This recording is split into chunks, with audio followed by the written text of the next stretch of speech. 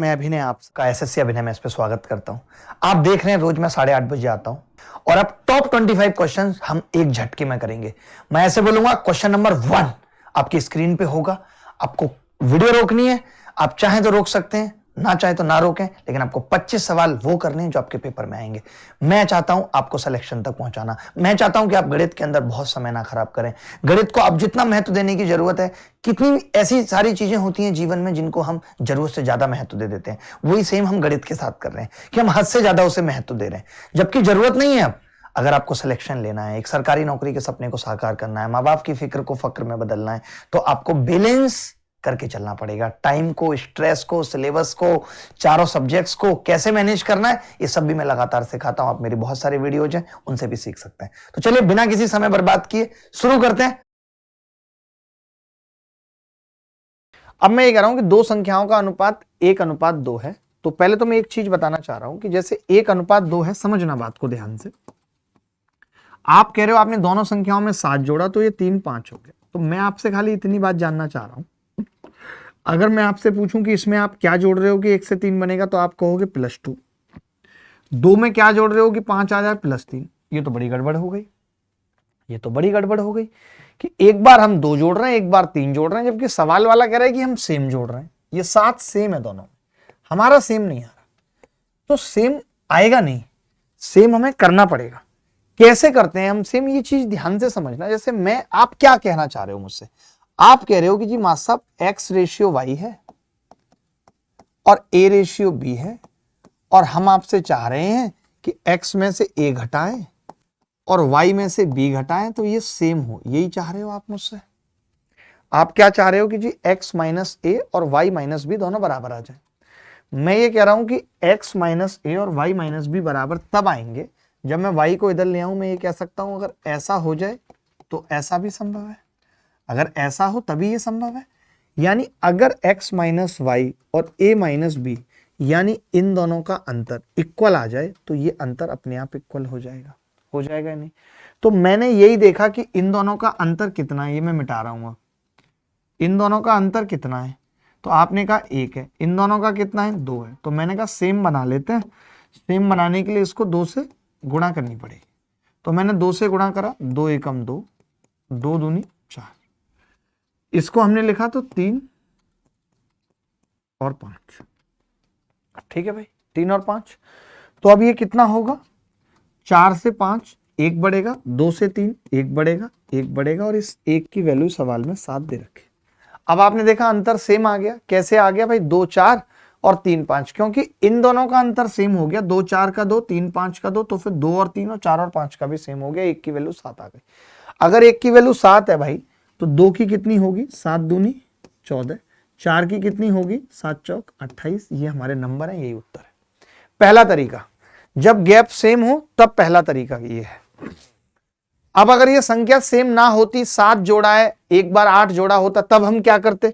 तो मैं वो मेथड भी यही बता रहा हूं, उसी को क्रॉस प्रोडक्ट कहते हैं। वो कैसे बनाए आप ये देख लो, सारी चीजें देखोगे सही लगेगा। अब देखो, आप पता है इसको कोई इंजीनियर करता है। इंजीनियर अगर इस सवाल को ना करता तो कभी क्रॉस प्रोडक्ट मेथड नहीं बनता। इंजीनियर नहीं बनाया। इंजीनियर क्या करता है कि जैसे दो संख्याओं का अनुपात 1:2 है, तो वो बेचारा कहता है कि मैं एक संख्या को x और एक को 2x मान लेता हूं। मान सकता है कि नहीं, क्योंकि वो इंजीनियर है। इंजीनियर करता ही ऐसे। अब इंजीनियर कह रहा है कि जब मैंने एक संख्या को x, एक को 2x मान लिया, तो मैंने पहली संख्या में 7 जोड़ा और मैंने दूसरी संख्या में भी 7 जोड़ा। अब इन संख्याओं का जो अनुपात है वो 3:5 हो चुका है। 3/5 हो चुका है कि नहीं? अब मैंने कहा कि अगर ये 3:5 हो गया, तो मैंने 5 से गुणा किया। 5x + 35 बराबर 3 दूनी 6x + 21। तो अब हमने देखा x हम उधर लेके चले गए, x बराबर कितना आ गया, 14 आ गया। x 14 आ गया, तो x 14, तो पहली संख्या 14 और दूसरी संख्या पिंक पेन से निकालनी पड़ेगी, घुमा के यहां से 28। ये एक तरीके से कुछ भी नहीं है। आपने देखा कि मैंने क्रॉस प्रोडक्ट किया है, यानी मैंने क्रॉस गुणा की है। इसकी इससे की है, इसकी इससे की है। इसी मेथड के शॉर्टकट को हम कहते हैं क्रॉस प्रोडक्ट मेथड। कैसे अप्लाई करते हैं मैं आपको बताता हूं। क्रॉस प्रोडक्ट मेथड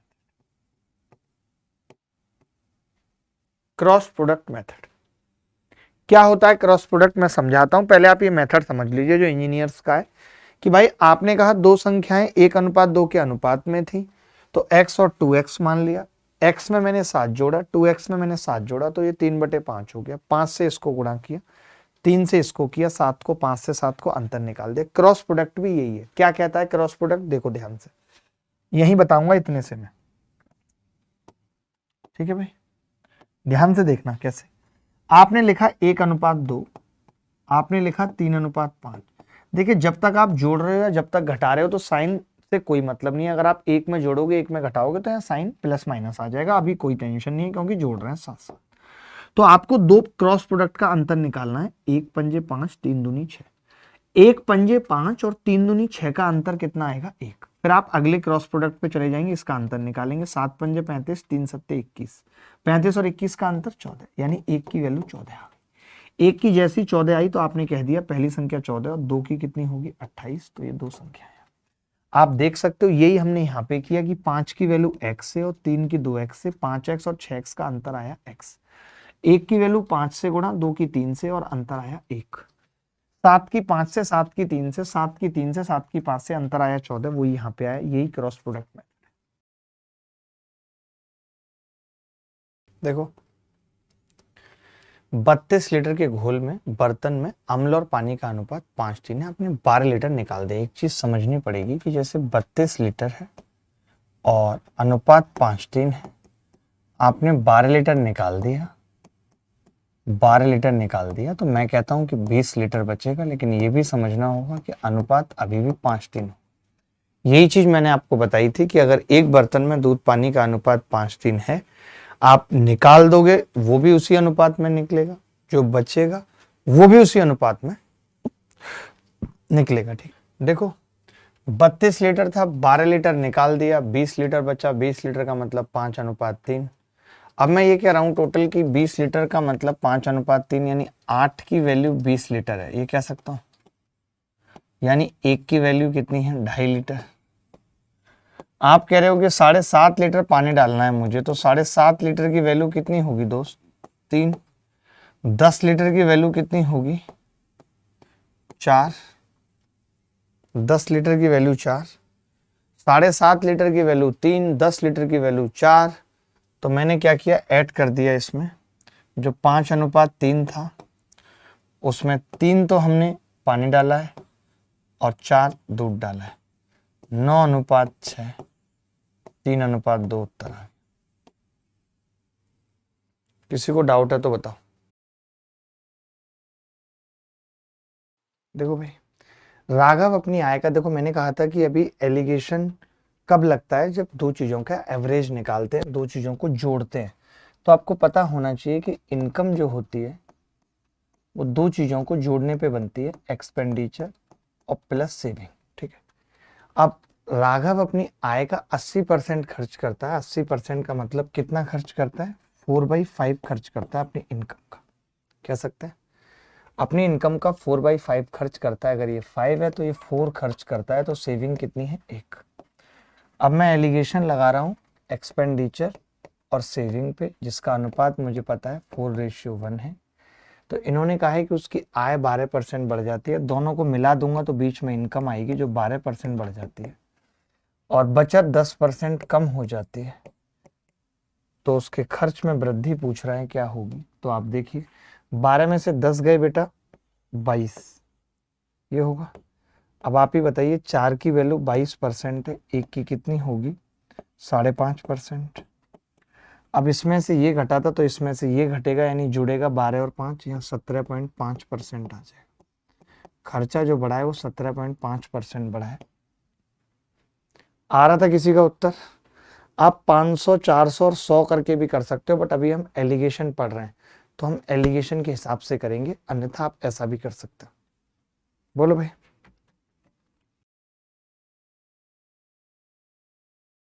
देखिए हमने कल पढ़ाया था आपको एक चीज कि यार इसके जो फैक्टर होते हैं, m की घात इवन हो और -1 की घात इवन हो, तो इसके फैक्टर दोनों हो जाते हैं, एक m-n भी और एक m+1 भी।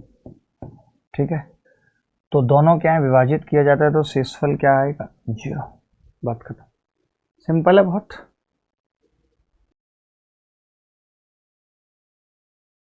अब जैसे इसने पता है ये कह दिया, अगर मैं आपको केवल फॉर्मूले याद कराता तब आप ये सवाल नहीं कर पाते।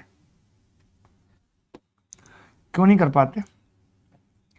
क्योंकि फिर आपको अगर तरीका नहीं पता होता, जैसे मैंने कहा है कि 120 का गुणज है, तो आप क्या करो, 120 का मतलब होता है 2 की घात 2 नहीं 3, और 3 की घात 1, 15 अट्ठे 5 की घात 1।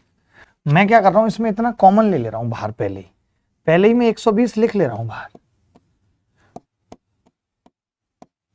पहले मैंने क्या किया, 120 लिख लिया बाहर, तो क्या बचेगा, 2 की घात 5 गुणा 3 की घात 5 गुणा 5 की घात 3 गुणा, अब 10 की घात 5 अलग बचा हुआ है, बदतमीज है ना वो, उसको मैं लिख रहा हूं 2 की घात 5 और 5 की घात 5। अब फिर से मुझे दोबारा करना पड़ेगा, 120 तो बाहर है, 2 की घात टोटल 10, 3 की घात 5 और 5 की घात 8। अब इसके फैक्टर इसके निकाल देते हैं बस, क्या होंगे, 10 + 1 11, 5 + 1 6, 8 + 1 9, तो 9 × 6 = 54, और 54 को 11 से गुणा करेंगे 550, और ये 594। 594 रिंग रोड पे गाड़ी आज भगाएंगे। देखिए भाई, x वह 4 अंकों की छोटी से छोटी संख्या है जो 2 3 4 5 6 और 7 से विभाजित करने पर हर हाल में एक शेष देती है, और x का मान 2800 और 3000 के बीच है। तो x के अंकों का योग क्या है, देखिए 3 से भाग करने पर 1 देती है। अब 3 से भाग करने पर 1 इस ऑप्शन में भी आ रहा है, इसमें भी आ रहा है, इन दोनों में नहीं आ रहा, यानी ये दोनों उत्तर होंगे। अब निकालनी पड़ेगी संख्या, अब फंस गए हम, निकालनी पड़ेगी संख्या भाई, क्या करें। तो मैं समझ गया, पहले तो मुझे क्या करना पड़ेगा, एलसीएम ऑफ 2 3 4 5 6 7 + 1 करना पड़ेगा। तो आपने कहा इसका एलसीएम कितना आ जाएगा जी, इसका आ जाएगा 420।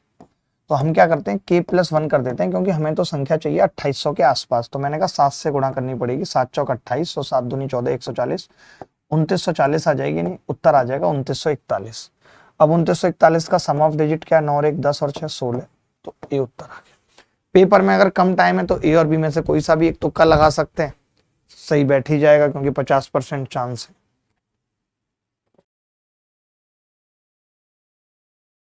देखो भाई, 55 छात्रों के किसी परीक्षा में औसत अंक 5 थे, बाद में ऐसा पता चला कि 50 थे, सॉरी, पता चला कि किसी छात्र के 38 के बजाय 80 जोड़ दिया गया। अब आप एक बात बताइए, 50 छात्र हैं, 65 था, सॉरी,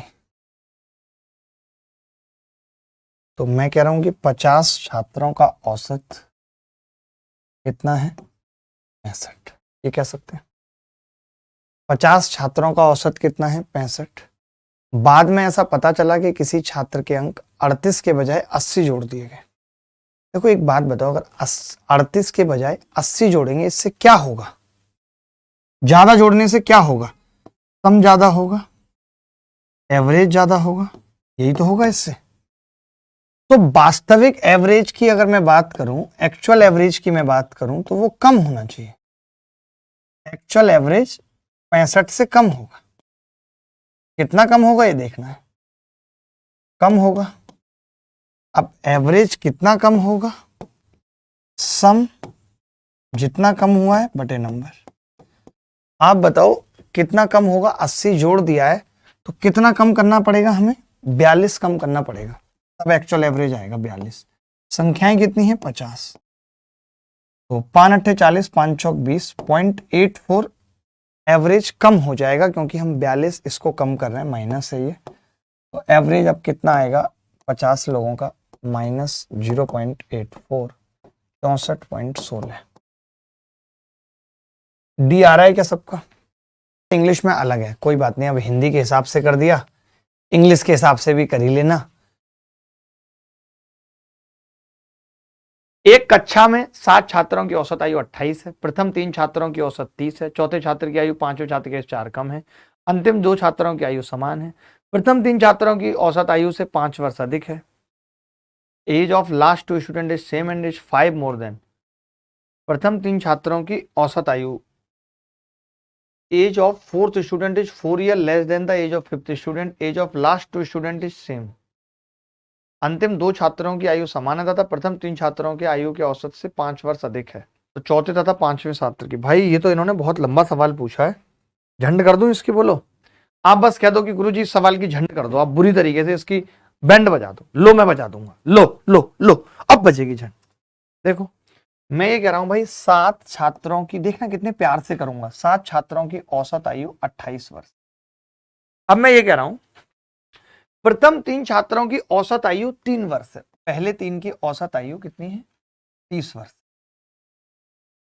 3 की तो ये हो गई।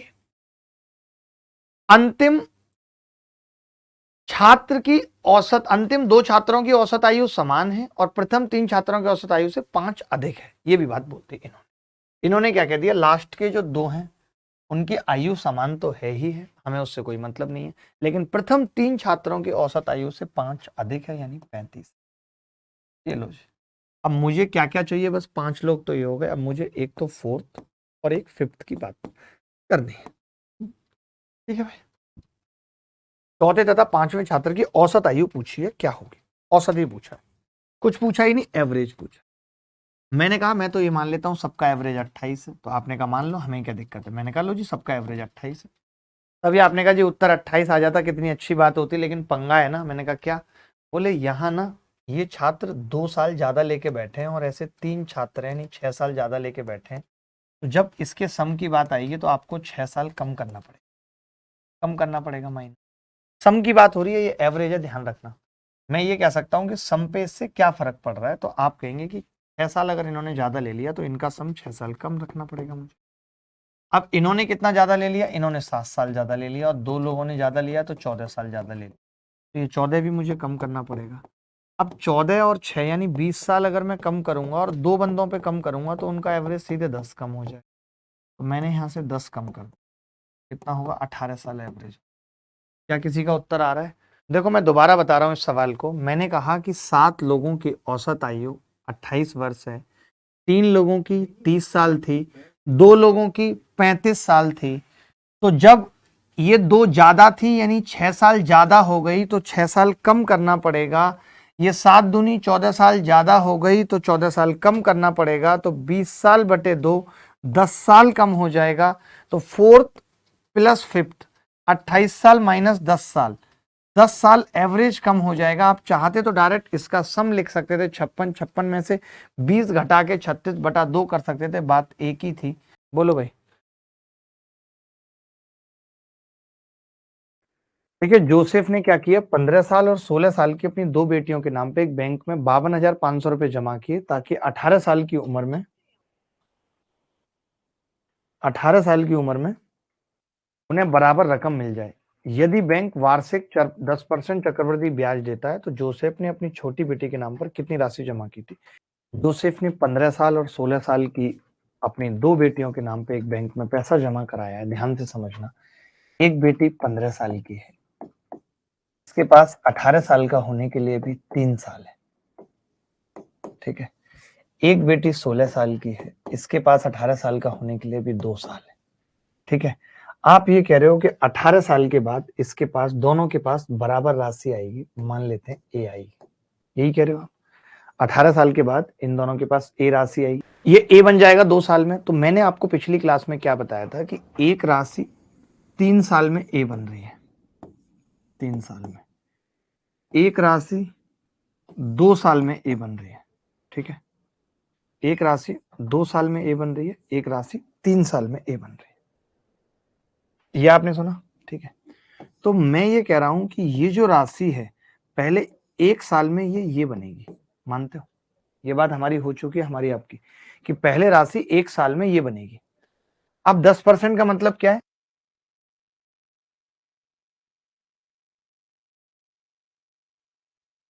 एक बटा 10 हो गया।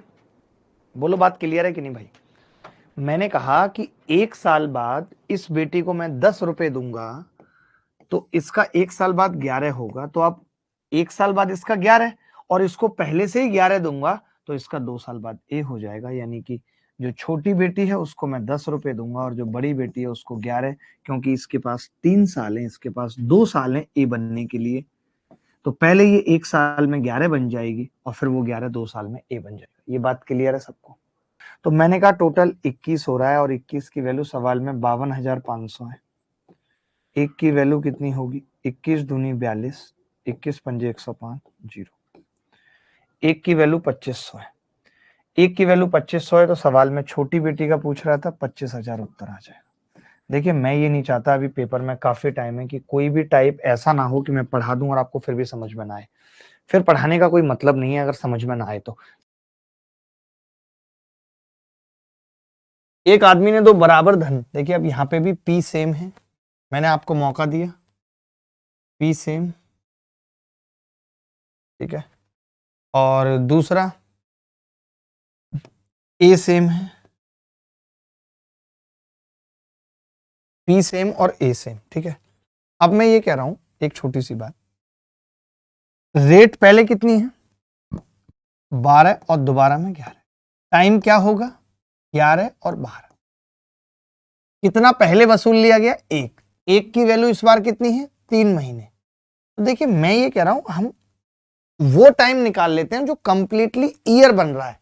जैसे 11 का निकालेंगे 33 मंथ ईयर नहीं बनेगा, तो 12 का निकाल लें 36 मंथ, और 36 मंथ का मतलब 3 साल। 36 मंथ का मतलब 3 साल। मैं ये कह सकता हूं कि 100 रुपए 11% से और 3 सालों में कितना बनेगा? 133। 11 तिया 33, क्योंकि ये टाइम इस वाली रेट का। अब इस 133 की वैल्यू सवाल के अंदर 15,960 दे रखी है। मैंने 19 से काटा, 19 सत्ते 133, 19 अट्ठे 152, 19 चौक 76, 7 से फिर काटा, एक की वैल्यू आ रही है 120। अगर एक की वैल्यू 120 है तो कमबख्त 100 की कितनी होगी? 12,000। ए बी को एक वस्तु बेचकर अपनी लागत का 1/6वां भाग लाभ के रूप में प्राप्त करता है। बी उसे सी को 25% लाभ पर बेच देता है। यदि इसे 700 रुपए में बेचकर सी को अपनी लागत के 1/3वां भाग की हानि होती है तो ए का लागत मूल्य क्या होगा, ये बताना है। मैं ये कह रहा हूं कि ए बी को एक वस्तु बेचकर अपनी लागत का 1/6वां भाग लाभ के रूप में प्राप्त करता है। ए की अगर बात करें तो ए ने कोई सामान 6 में खरीदा और उसको 7 में बेच दिया बी के लिए। बी ने ले लिया 7 में। बी उसे सी को 25% के लाभ पर बेच देता है। अब देखिए बी उसे 25% के लाभ पर बेच देता है, तो मुझे 25% को 4 का मल्टीपल बनाना पड़ेगा। 4 छिंग 24, 7 चौक 28, ठीक है। 4 का मल्टीपल बना लिया, क्यों? क्योंकि इसका 25% निकालना है मुझे। 1/4 का लाभ ले रहा है, इसका 25% 7, तो ये 35 में बेच रहा है। ये सी को 35 में बेच रहा है, ये सी ने खरीदा 35 में। अब इसने कहा है सी इसे 700 रुपए में बेचकर सी को अपनी लागत के 1/3 भाग की हानि होती है। मैं अलग से कर लेता हूं। सी की अगर बात करूं तो उससे 3 की हानि होती है, 3 पे 1 की हानि होती है, यानी वो 2 में बेचता है माल को। सवाल में कह रहा है नहीं जी वो 2 में नहीं, वो 700 में बेचता है। अगर 2 की वैल्यू 700 है तो सी ने कितने में खरीदा था? 1050 में। सी ने 1050 में खरीदा था, और ये 1050 इस 35 की वैल्यू है, वो मैंने अलग से निकाल लिया। 1050, एक की वैल्यू कितनी है? 30। अब सवाल में क्या पूछ रहा है? एक की 30 है, एक का लागत मूल्य पूछ रहा है। 24 की कितनी होगी? 30 से गुणा करेंगे तो 24 तिया 12। ये सबसे आसान सवालों में आते हैं। मुझे नहीं पता आपको कैसा लग रहा है, बट क्या ये सवाल मुश्किल लग रहे हैं आपको? एक शर्ट और एक पतलून की लागत मूल्य 473, यदि शर्ट की लागत मूल्य पतलून की लागत मूल्य से 15% अधिक है। ये कितना सिंपल सवाल है। 15% का मतलब क्या होता है? 3/20। 3/20 मैं यहां लिख लेता हूं शर्ट और पतलून। शर्ट और पतलून, पतलून क्या होती है मुझे खुद नहीं पता, ठीक है। शर्ट की लागत मूल्य पतलून की लागत मूल्य से 15% अधिक है। अगर ये 20 है तो ये 3 इस पे अधिक है, यानी ये कितनी है? 23। टोटल कितनी हो गई मित्र? तो आप टोटल बोलेंगे 23 + 20 43। 43 की वैल्यू सवाल में कितनी है? 473। एक की कितनी होगी? एकम एक 11। एक की वैल्यू कितनी होगी? 11। अगर एक की वैल्यू 11 है, हमें निकालनी किसकी है? हमें शर्ट पूछ रहा है। तो 23 की कितनी हो गई जी? 23 गुणा 11 पॉइंटों में आएगा जी इसका उत्तर। 23 गुणा 11 हो गई। एक शर्ट और एक पतलून की लागत मूल्य, शर्ट की लागत मूल्य पतलून की लागत मूल्य से 15% अधिक थी, 20 से 23 थी। टोटल हमने कहा 43, 43 की वैल्यू ये है, एक की कितनी आ गई? 11, तो हमने शर्ट की निकाल दी। अब इन्होंने कहा शर्ट की बिक्री मूल्य का पता लगाओ यदि उसे 20% प्रॉफिट पर बेचा जाता है। तो 20% प्रॉफिट पर बेचने का मतलब क्या है? आप कहेंगे कि जी 5 का माल 6 में बेचना चाह रहे हैं, तो ये 5 का माल इसका 20% और ऐड होना है इसमें। तो बड़ा गंदा सवाल हो गया यार।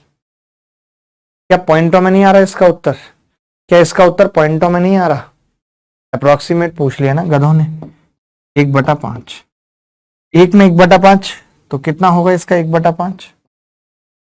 5 चौक 20, 5 छिंग 30 गुणा 11, 11 छक्के 66 का 6 हासिल 6, 11 चौक 44 और 6 70, 70.6 का लाभ लेना चाह रहा है। टोटल कीमत कितनी है? 11 तिया 33 हासिल 3, 11 दूनी 22 और 3 अच्छे 253। 253 में 70.6 जोड़ूंगा, गलत तो नहीं किया? 11 तिया 33 का 3 हासिल 3, 11 दूनी 22 और 3 25, 253, 253 में 70.6 का लाभ है। मुझे तो लग रहा है गलत किया है हमने, कुछ तो गलत हुआ है हमसे। 23 गुणा 11 253, 50.6 आएगा ये। 11 चौक 44 और 6 50.6। बहुत गंदी कैलकुलेशन थी यार सवाल की। तो ये 303.6 आ गया। कोई पूछता नहीं इतने गंदे सवाल, बट पूछ रहे हैं लोग तो क्या कर सकते हैं। क्या डाउट है किसी को इस सवाल में? बहुत छोटा सा सवाल था। इन्होंने कहा कि एक शर्ट की लागत मूल्य पतलून की लागत मूल्य से 15% अधिक है। 15% मतलब 3/20, तो मैंने कहा 20 से 3 अधिक है, 23 हो गया। टोटल कितना है? 43। 43 की वैल्यू सवाल में 473 है। एक की कितनी होगी? 11। 23 की कितनी होगी? 23 गुणा 11 बराबर 253। तो इसका 20% हमने निकाल दिया, 1/5। 1/5 की जगह कितना आ गया? 4.6 इंटू 11 50.6। 50.6 मैंने 253 में जोड़ा तो 303.6।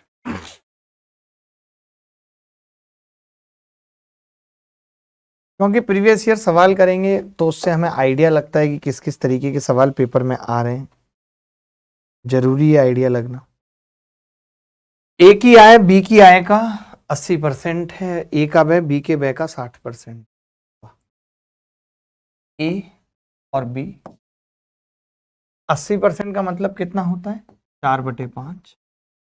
60% का मतलब कितना होता है? 3/5। मैं ये कह सकता हूं कि इनकम है ए की आय बी की आय का 4/5 है, 5 है, और ये 4/5। ठीक है।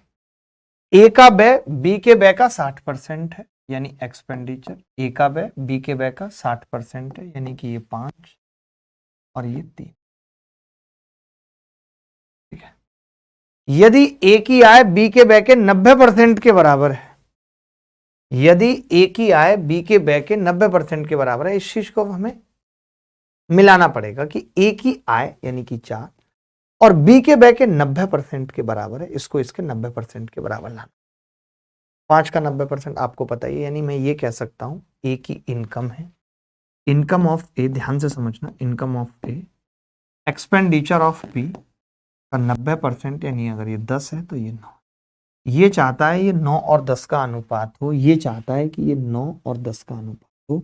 तो मैंने उसके लिए आपसे एक बात कही कि पहले मैं इसे इक्वल बनाऊंगा, पहले मैं इसे 5 से गुणा करूंगा, इसे 4 से, तो आप देखोगे ये 5 चौक 20 और 4 पंजे 20 सेम हो जाएगा। अब मुझे इसे 9-10 का अनुपात बनाना है, 9 से इसको गुणा करूंगा, 10 से। अब आपको ये मालूम है कि जब हम इसे गुणा करते हैं, इसको गुणा कर रहे हैं, इसको कर रहे हैं, तो हम चाहें तो इस 5 से इस 2 को काट सकते हैं, तब भी ये कंडीशन फुलफिल होगी, क्योंकि रेशियो को भाग लगा सकते हैं जिससे गुणा कर रहे हैं। हमने देखा कि 5 से गुणा होगी, 5 से 9 से अगर इसको गुणा होगी तो 9 चौक 36 आएगी इनकम, और 9 पंजे 45। ये इनकम है। एक्सपेंडिचर कितना आएगा? 8 से होगी, 8 तिया 24, 8 पंजे। अब आप खुद चेक कर सकते हो, खुद चेक कर सकते हो, ये इसका 80% है, ये इसका 60% है, और ये इसका 90 है कि नहीं? देखो 90 है कि नहीं? तो आप कहोगे 40 का 90 36 होता है, बात खत्म। अब हम यहां से ये कह सकते हैं, सेविंग की बात करें, इसकी सेविंग 12 है और इसकी सेविंग तो माइनस में, ये 5 है, माइनस में नहीं। अगर सेविंग का अनुपात पूछता तो 12:5 हो जाता। इन्होंने क्या पूछा है, ए की बचत बी की बचत से कितना % अधिक है, तो आप खुद देखिए 7 अधिक है। 5 पे 7 अधिक है, 100 पे कितनी होगी, 140। ये उत्तर है। ये 3 और 5 था। इन्होंने ये कहा कि इसका 90% बनाना है इसको, तो कई बच्चे थोड़े दिमागदार होते हैं, वो समझ जाते हैं, अच्छा इसको 40 बना लेते हैं, इसको 36। कई नहीं समझ पाते, तो उनको फिर लिखना पड़ता है कि भाई income of A is expenditure, इसका 90% है, 9 और 10 का अनुपात है। यानी मुझे क्या करना है, इसको 9 और 10 बनाना है। अब मैं ये 9 और 10 कैसे बना पाऊंगा, तो मैंने पहले इसको इक्वल बना लिया, इसको 5 से गुणा करूं, इसको 4 से, तो इक्वल हो जाएगा 5 4। फिर 9 और 10 से कर ली, तो 5 से ये 10 कट भी गया, क्योंकि इसको भी 5 से कर रहे हो, इसको भी 5 से, सेम करने से क्या मतलब है, तो काट दिया, 5 दूनी 10, यानी पहले वाले को 9 से और दूसरे को 8 से बात बन जाएगी, और बन भी गई बात, और उत्तर निकाल दिया।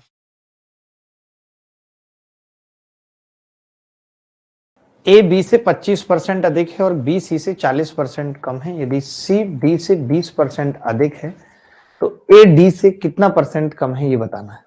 वाह, ए बी से 25% अधिक है, ए लिख लिया, बी लिख लिया, सी और डी, जैसे जैसे बोल रहा है वैसे वैसे चलेंगे। ए बी से 25% अधिक है, बी सी से 40 और सी डी से 120। तो हम डी से शुरुआत करते हैं, डी को 100 मान लिया, और डी सी से 20% अधिक है, यानी 120 है। ठीक है भाई,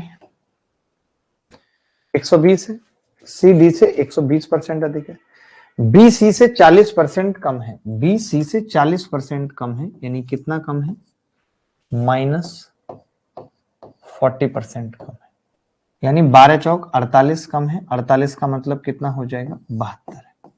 बोलो, जैसे जैसे कह रहा है भाई, 12 चौक 48 कम कर दो, या इसका 2/5 कम कर दो, या ऐसे कह दो कि 40% कम है, इसका मतलब कितना है, 60% है, और जब 60% है तो 12 6 72 सीधे हो जाएगा। अब इन्होंने कहा ए बी से 25% अधिक है। अगर ये इससे 25% अधिक है तो 25% का मतलब क्या है, 1/4। 1/4 कम है, 1/4 का मतलब 18। 18 अधिक है, तो 18 अधिक होने का मतलब ए कितना है, 90। ए कितना है, 90 है। ये बात सबको क्लियर है। मैंने कहा कि ये डी है, और डी अगर 100 है तो उससे ये 20 ज्यादा 120, ये 40 कम यानी 60%, 12 6 72, और ये इससे 1/4 ज्यादा है, 18 ज्यादा 90। अब इन्होंने पूछा है ए डी से कितना % कम है, ए डी से कितना % कम है, तो कोरिया का बच्चा भी बता सकता है कि जी कितना कम है, 10% कम है। अगर ये 100 है तो ये 90 है। हम और भी तरीकों से इन सवालों को कर सकते थे, कोई बड़ी बात नहीं थी, बट ठीक है, हमने ये वाला तरीका लगाया। जैसे कि डी से 20% अधिक, तो मैं कह देता कि जी ये 5 से 6 है। फिर सी के बारे में कहते तो सी से ये कितना है, बी सी से 40% कम, यानी कि 5, तो ये 3, 2 कम है 5 पे। वो 25% अधिक है, यानी कि ये 4, तो ये 5। गुणा कर लेते आपस में, 5 से 5 कट जाता, 5 से 5 कट जाता, और ये कट जाता कितनी बार, 3 बार, और ये 2 बार। तो हमें पता चलता कि ये 10 है और ये 9 है। ये हमारा ए है, ये हमारा डी है। तो कितना कम है इससे, 10%। ये भी एक तरीका था जो हम लगा सकते थे। हमने क्या किया कि एक बार क्या है, डी से कंपैरिजन कर रहा है 5 से 6, फिर 5 से 3, फिर 4 से 5, तो ओवरऑल 9 से 10 आ गया। लेकिन ये हम तभी लगा सकते हैं, तभी इससे उत्तर पता कर सकते हैं, जब केवल ए और डी में कंपैरिजन हो। मान लेते हैं कोई कंपैरिजन ए का सी से करा लेता, ये भी हो सकता था, तब हम उस तरीके से नहीं कर पाते। मैं कह रहा हूं पी किसी कार्य को 18 दिन में पूरा कर सकता है, उसके 5 दिन तक कार्य करने के बाद, मैं ये कह रहा हूं 5 दिन तक पी ने कितना कार्य कर दिया होगा, बताओ। 5 दिन तक पी ने 5/18 कार्य कर दिया होगा कि नहीं, बोलो, 5 दिनों में। अब उसके साथ क्यू भी आ गया, तो पी और क्यू ने कितना काम किया है, फिर 13/18 काम किया है। और 13/18 काम कितने दिनों में किया है, 13/5 दिन में किया है। तो मैं कह सकता हूँ पूरे काम को कितने दिन में करेंगे, 18/5 दिन में।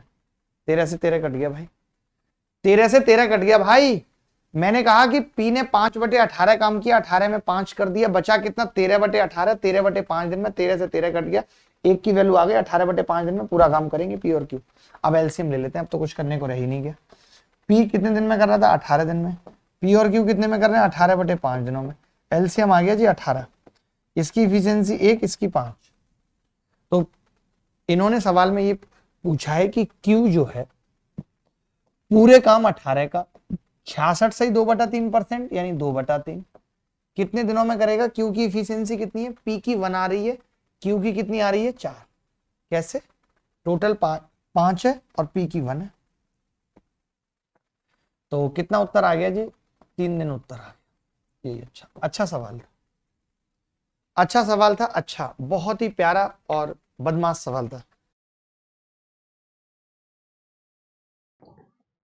देखो, ए किसी टंकी को 30 घंटे में, ए किसी टंकी को 30 घंटे में और बी उसी टंकी को 36 घंटे में और सी उसी टंकी को 28 घंटे में भर सकते हैं। मानते हैं कि नहीं? 30, 36, 28। ठीक है, एलसीएम कितना आ जाएगा? एलसीएम हमने मान लिया 36 पंजे 180 तो है ही, 7 और लेना पड़ेगा। बहुत लंबा चौड़ा एलसीएम आएगा भाई, 7 और लेना पड़ेगा। ठीक है, तो मैंने कहा 3 से काटेंगे 6 7 42 आ गया, 36 से काटेंगे 35 आ गई इफिशियंसी, 28 से काटेंगे 7 4 45 आ गई। बड़ी गंदी आ रही है भाई। अब टंकी को भरना है तो आपको एक तरीका पता होगा, 18 7 126 1260 ये हो गया। अब मैं ये कह रहा हूं कि अगर ए भी 5 घंटे चलता तो ए कितना भरता? 210, 42 गुणा 5। ए 210 भरता, 5 घंटे चलता तो। उसके बाद सी 8 घंटे चलता तो कितना भरता? 45 8 360 360। और ये पूरा का पूरा कौन भरते? एबीसी तीनों मिला के भरते। एबीसी तीनों कितने हैं बता सकते हैं आप मुझे? 5 और 2 7 5 12 का 2, 12 का 2 हासिल 1, 4 3 7 4 11 और 1 12, 122 आ गए। तो बड़ा गंदा उत्तर आ रहा है यार। 30 36 28 ही है ना, और ये 122 भी सही है। 40 40 80 87 और 5 92 और 30 122। ठीक है, तो मैं अब ये कह रहा हूं कि ये टोटल कितना था भाई? 2 और 3 500, 2 और 3 500 1700 1800 1830 आ गया ये 1830 बटे 122। आप में से कितने लोग हैं जो जानते हैं ये इससे 61 बार कटेगा 2 बार और ये 30 बार, उत्तर कितना आएगा? 15। सोचो कितना हाई कैलकुलेटिव सवाल, कितना हाई कैलकुलेटिव सवाल पूछा है एमटीएस में। बट तरीका तो हम सब जानते थे भाई। 30 36 और 28 की जब एलसीएम लेने की बात आई तो मुझे पता था कि 30 और 36 तो 180 से कट जाएगा। नहीं पता थी तो मैंने 36 को एलसीएम मान लिया। 30 से इसलिए नहीं कट रहा क्योंकि इसमें 5 है तो मैं 5 ले आया।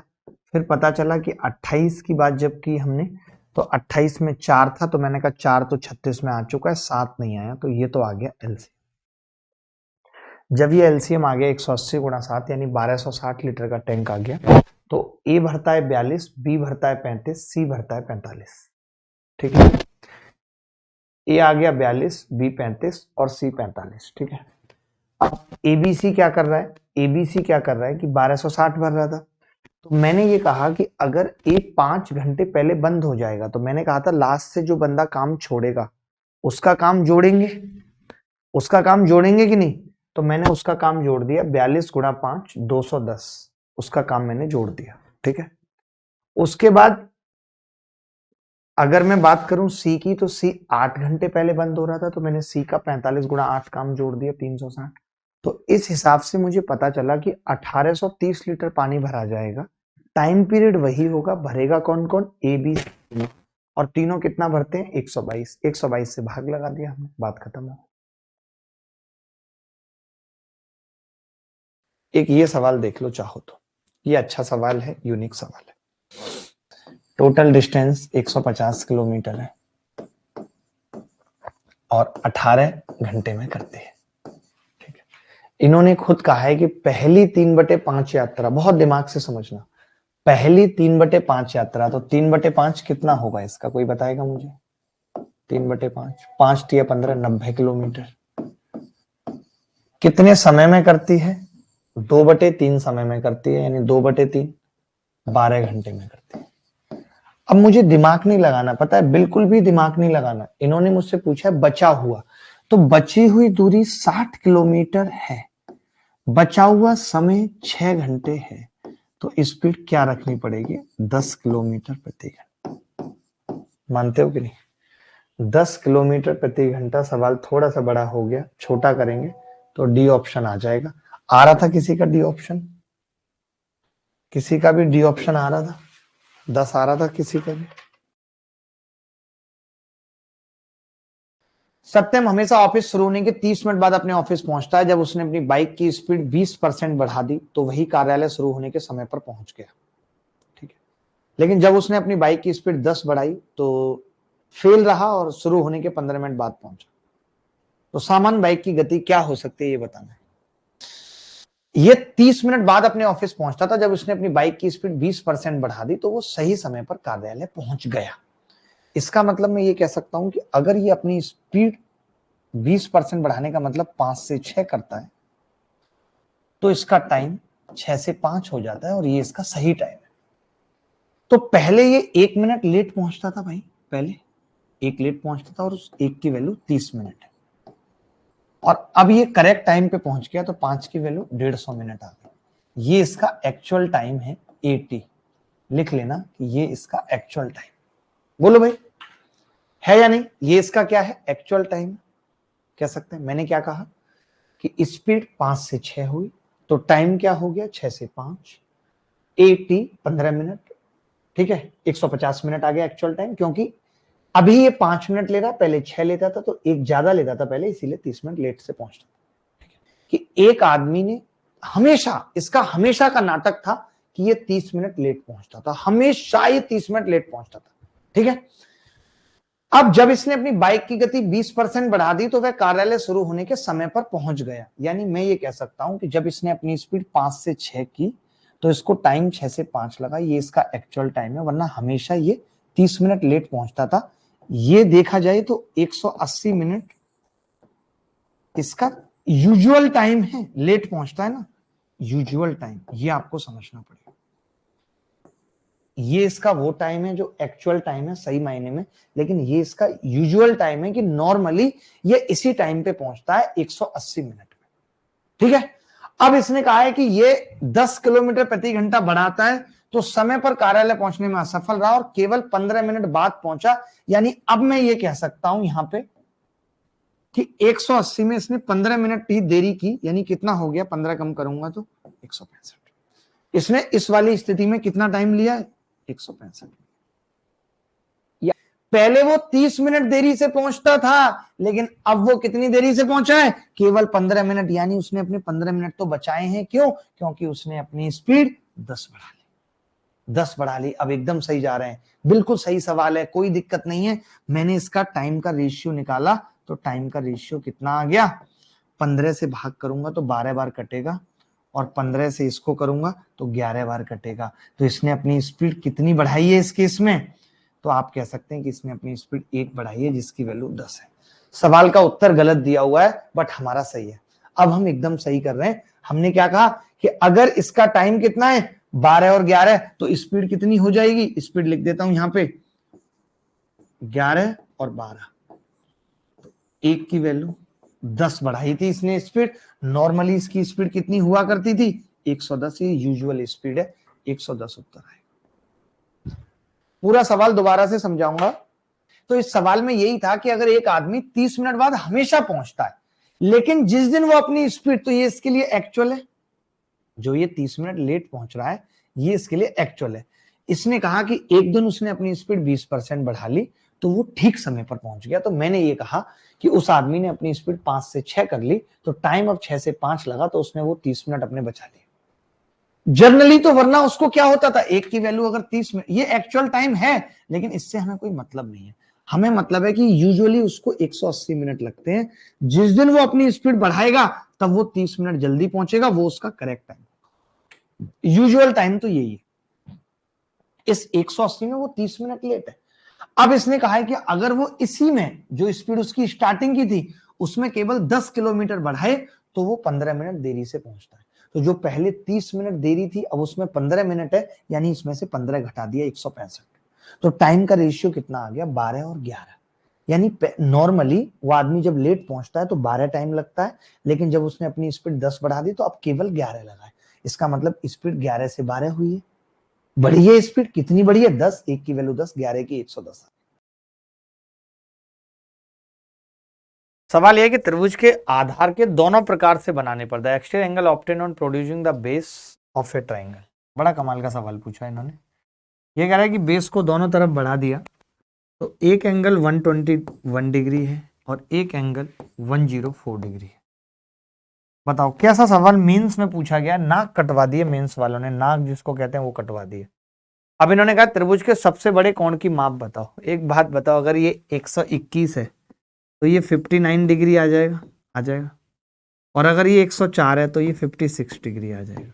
अब मुझे पता है कि अगर ये दोनों कोण 60 से छोटे हैं तो फिर ऊपर वाला कोण सबसे बड़ा होगा, और 60 होते हैं तीनों, तब 180 सम होता है। यहाँ पे एक कम है 60 से, यहाँ पे 4, यानी ये 65 आ जाएगा। 1 और 4 मैंने इसको दे दिया, यही उत्तर है 65। 4 और 1, अच्छा सॉरी माफी चाहता हूँ, ये 76 होगा, ये 76 होगा। मैंने इसको 124 समझ लिया।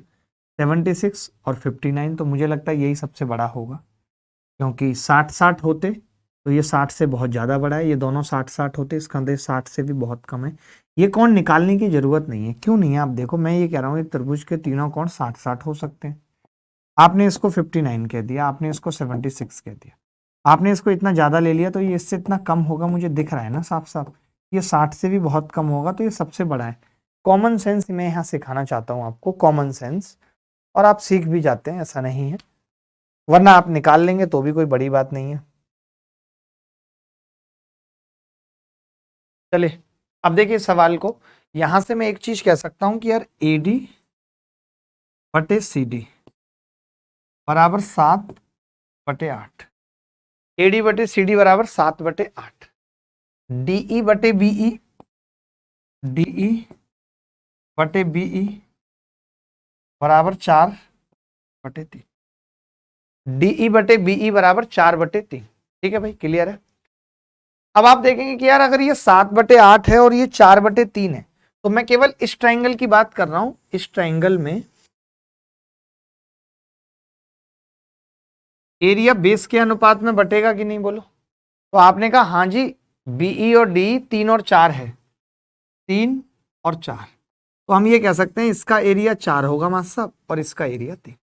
ऐसे देखेंगे, हमारी आंखें इधर हैं, ऐसे लेट जाएंगे, ऐसे 3 4 3 4 3 4, बोलो भाई ये 3 4 समझ में आया। अब मैं अलग से चित्र बना देता हूं आपको समझाने के लिए। मैंने कहा कि अब अगर मैं इस पूरे को ऐसे बना दूं, ये A, ये D और ये C और ये B, तो ये 3 और 4 मिला के कितना है, 7। ये 7 है, और हमें पता है इसका बेस कितना है, 7 और 8 का बेस है, तो अगर ये 7 है तो ये 8 होगा, ये भी पता चल गया हमें 8। सवाल में क्या पूछ रहा है, ABE, यानी ABE का एरिया कितना होगा, 3। ABC 8 7 15 बराबर 1 5। क्या ये कॉन्सेप्ट समझ आया। कोसेक स्क्वायर थीटा बटे cosec square theta minus cot square theta बराबर 13/4, 0 डिग्री थीटा और 90 है। तो हमने इसको लिख लिया भाई, 4 कोसेक स्क्वायर थीटा बराबर कोसेक स्क्वायर थीटा बराबर 13 cosec square theta minus 13 cot square theta, minus 13 cot square theta. ठीक है, अब क्या होगा यहां पे, अब होगा क्या यहाँ पे कि 13 कॉट स्क्वायर थीटा, यानी मैं इधर लेके आ जाऊं तो ये 13 कॉट स्क्वायर थीटा को मैं सीधे लिख रहा हूं कोसेक स्क्वायर थीटा -1 बराबर, और 13 में से 4 गए तो 9 cosec square theta. 9 cosec square theta. ठीक है, तो अब ये 13 में से 9 वापस घटेगा तो 4 कोसेक स्क्वायर थीटा और बराबर 13 हो जाएगा। हमसे पूछा गया सवाल में ऐसी कुछ कुछ बातें पूछ रहे हैं हमसे। देखिए मैं क्या कहता हूँ, जब आप ऐसा सवाल अगर इसने पूछ ही लिया है, हिम्मत कर ही ली है, तो क्या करना चाहिए हमें, आप बताओ। किसी एक चीज में तो सवाल को लेके आना पड़ेगा, किसी एक चीज में।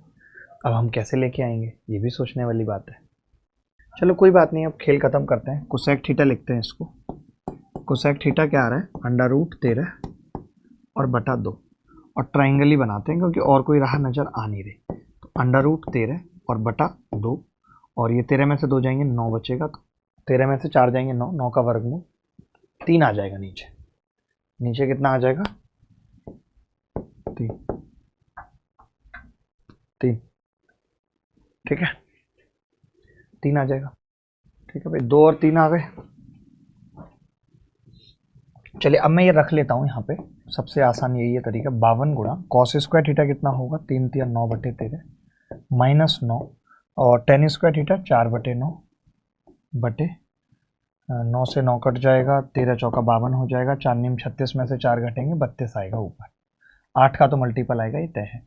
अब नीचे क्या है 18, और सेक स्क्वायर थीटा कितना है 13 बटा 9 प्लस 8, कॉट स्क्वायर थीटा कितना है 9 बटे 4, 4 दूनी 8, 9 दूनी 18, 13 दूनी 26 और 18 कितना हो गया 44, 32 बटे 44, 4 से भाग करूँगा 8 बटे 11 उत्तर आ जाएगा। कैलकुलेटिव सवाल था, लेकिन कभी कभी हमें कैलकुलेटिव सवाल भी आने चाहिए।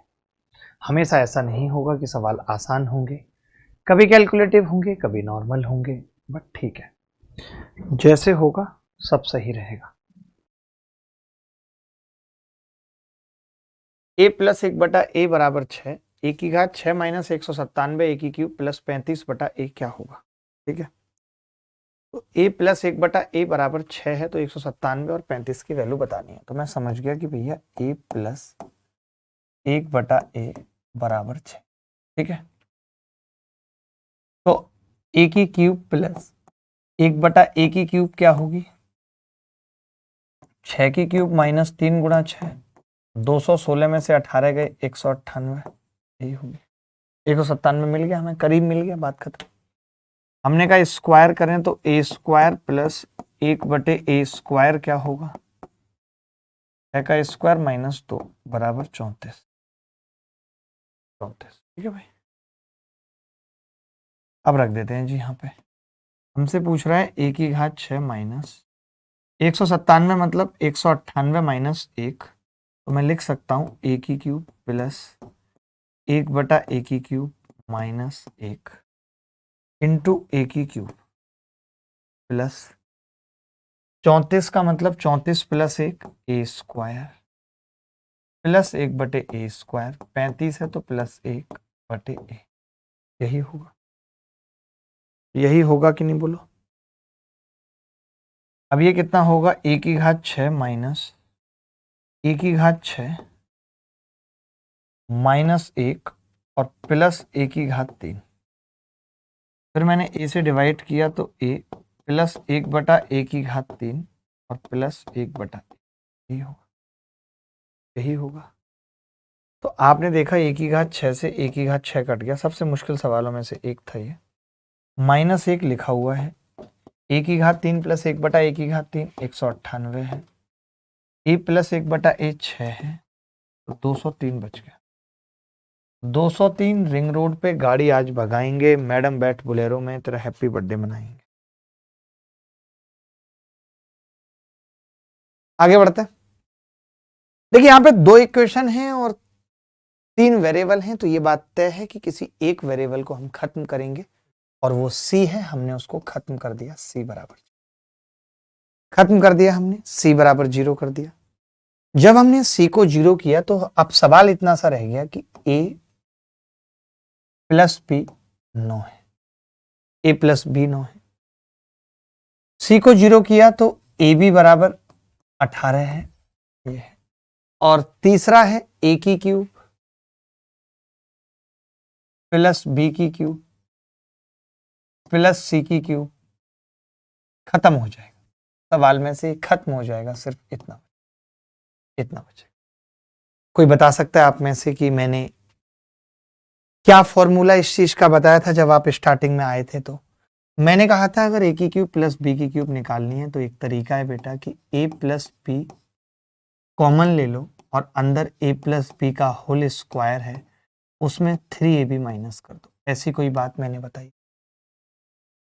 आपने कहा हाँ जी बताई थी, ए प्लस बी 9 है और ए प्लस बी का स्क्वायर 81 है, माइनस 3ab 54 है। 81 में से 54 घटेगा, कितना बचेगा? 27।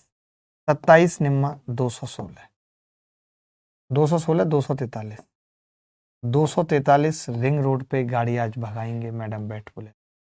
देखिए जब कभी ऐसा सवाल आएगा तो आप सब जानते हैं कि ए की क्यूब और बी की क्यूब में ए प्लस बी तो कॉमन आएगा और ए प्लस बी कॉमन आएगा तो ए प्लस बी 9 है, तो जो उत्तर होगा वो 9 का मल्टीपल होगा। जैसे ये नहीं होगा, ये नहीं होगा, या तो ये हो सकता है या ये हो सकता है, या तो कल को ऐसा भी हो सकता है कि ऑप्शन में केवल और केवल एक ही 9 का मल्टीपल है तो हम डायरेक्ट लगा दें। कर सकते हैं, बिल्कुल कर सकते हैं, क्यों नहीं कर सकते। लेकिन यहाँ पे क्या है कि 6 और 3 सेटिस्फाई कर गया, 6 और 3 9 और 6 3 18। अगर नहीं करता तो मुश्किल होती। अभी तो देखिए 6 की क्यूब 216, 3 की क्यूब 27 और 216 कितना हो गया? 243। क्योंकि रिंग रोड पे गाड़ी भगाने की बात हो रही है। 243 रिंग रोड पे गाड़ी आज भगाएंगे मैडम बैठ बुलेरो में, तेरा बर्थडे हैप्पी मनाए।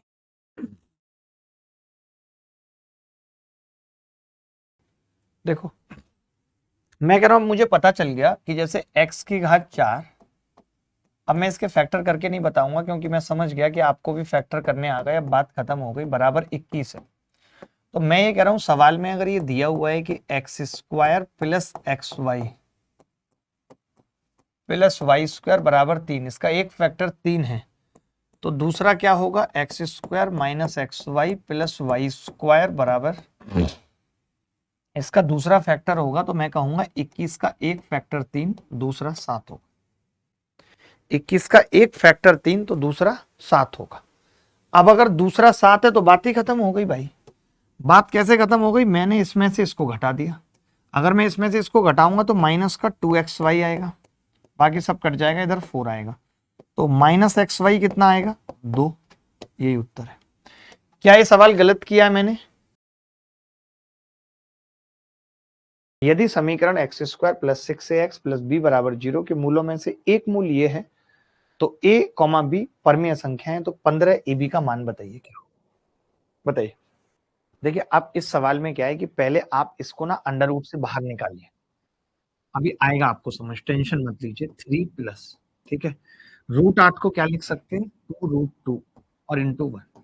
अब आपको नहीं लगता कि ये अंडर रूट के अंदर √2 प्लस 1 का होल स्क्वायर हो जाएगा? देखिए 2 प्लस 1 3, तो ये बराबर कितना आ जाएगा? √2 प्लस 1 आ जाएगा, बराबर कितना आ जाएगा? √2 प्लस 1, ठीक है, आ जाएगा। अब अगर ये एक √2 प्लस 1 है तो कोरिया का बच्चा भी बता सकता है कि जी दूसरा क्या होगा, हमने पढ़ा था। इसको चाहो तो आप ऐसे लिख सकते हो 1 प्लस √2 है, तो दूसरा क्या होगा? 1 माइनस √2। पढ़ा था हमने 1 माइनस √2, याद आ रहा है हल्का हल्का कि रूट से पहले माइनस आ जाएगा। 1 प्लस √2 1 माइनस √2। अब आप मुझे बताइए कि मैं अगर सम की बात करता हूं तो सम कितना होगा? आप कहेंगे जी यहां से सम आ रहा है -6a, और इधर से सम कितना आ जाएगा जी? खाली 2, क्योंकि √2 से √2 कट जाएगा, दोनों रूट आ गए मेरे पास। अरे मेरे पास ये अल्फा अंकल आ गए, ये बीटा अंकल आ गए। जब मैं दोनों रूट्स का मल्टीप्लीकेशन निकाल रहा हूं तो वो b आएगा, और b बराबर 1 माइनस 1 माइनस 1 आ जाएगा, 1 माइनस 2 माइनस 1। मैंने मल्टीप्लाई करूंगा तो माइनस से माइनस कट जाएगा, 6 से भी कितना आ जाएगा? 2। अगर 6 से भी 2 है तो 3ab कितना आ गया? 1। 5 से गुणा करूंगा तो 15ab कितना आ जाएगा? 5। क्या ये सवाल सच में मुश्किल था? मैं पूछना चाहता हूँ, कैसा लगा? मजा आया ना? ऐसे ही अगर आप रोज 25 सवाल मेरे साथ करते हो तो आपका सिलेक्शन दूर नहीं है। प्री में कोई नहीं रोक सकता आपका, कोई भी ताकत आपका एक सवाल भी गलत नहीं करा सकती। 100% 100% 100% स्कोर करके आओगे पेपर के अंदर। तो मिलते रहेंगे इसी उत्साह उमंग के साथ, कल फिर मिलेंगे।